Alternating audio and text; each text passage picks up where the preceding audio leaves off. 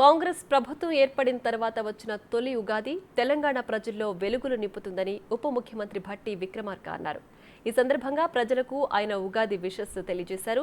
క్రోధి నామ సంవత్సరంలో ప్రజలు సంతోషంగా ఉండాలని మంత్రి పొన్నం ప్రభాకర్ ఆశాభావం వ్యక్తం చేశారు. ఇందిరమ్మ రాజ్యం వచ్చిన తర్వాత జరుగుతున్నటువంటి తొలి ఉగాది ఇది. ఈ క్రోధి నామ సంవత్సర ఉగాది శుభ సందర్భంగా ప్రపంచవ్యాప్తంగా ఉన్నటువంటి తెలుగు ప్రజలందరికీ కూడా నా హృదయపూర్వకమైనటువంటి అభినందనలు తెలియజేస్తూ ఉన్నాను.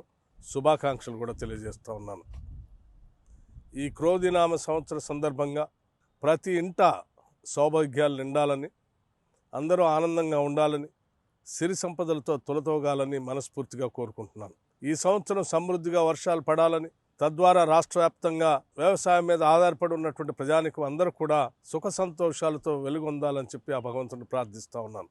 మరొక్కసారి తెలుగు ప్రజలందరికీ ఈ క్రోధినామ సంవత్సర సందర్భంగా మీ అందరికీ నా హృదయపూర్వకమైనటువంటి అభినందనలు తెలియజేయటమే కాకుండా రాష్ట్ర వ్యాప్తంగా మేము ఇందిరమ్మ రాజ్యం తరఫున ఇచ్చినటువంటి గ్యారంటీలన్నింటినీ కూడా అమలు చేస్తున్నటువంటి సందర్భంలో లబ్ధిదారులకి, అట్లాగే ఈ ప్రభుత్వం ద్వారా సకల సంతోషాలతో స్వతంత్రంగా బతుకుతున్నటువంటి అందరికి కూడా నా హృదయపూర్వకమైనటువంటి అభినందనలు, కృతజ్ఞతలు తెలియజేస్తూ ఉన్నాను.